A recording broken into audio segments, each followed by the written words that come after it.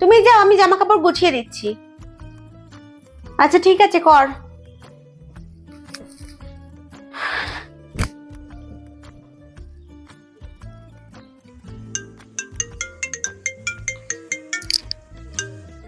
Hello, হ্যাঁ পিসি বলো।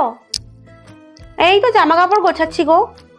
হ্যাঁ, মা মা তো একটা কাজ করতেই সারাদিন কাটিয়ে দেয়, এসব কাজ কি করবে? ওই জন্য বাধ্য হয়ে আমাকে ঘরের কাজে হাত লাগাতে হয়। আর কি করবো বলো? হ্যাঁ হ্যাঁ ঠিক আছে, রাখো। দীপুকে একটা ফোন করি। হ্যালো, কিরে কি করছিস? ঘুরতে গেছিস? কোথায়? কাশ্মীর?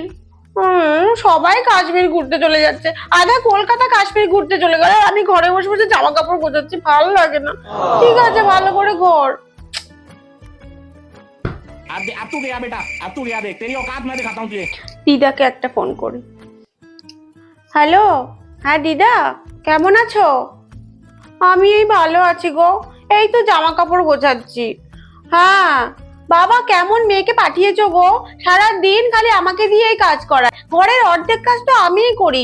ঘর ঝাড় দেওয়া, ঘর মোছা, বাসন মাজা, কাপড় কাচা, জামা কাপড় গোছানো সব তো আমিই করি, তোমার মেয়ে তো কিছুই করে না।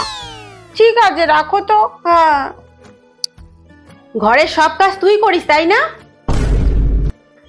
সবাইকে ঢাক পেটানো হয়ে গেছে নাকি এখনো কেউ বাকি আছে?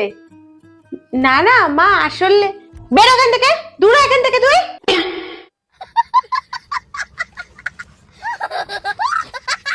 হেল্প করতে এসছে আমাকে।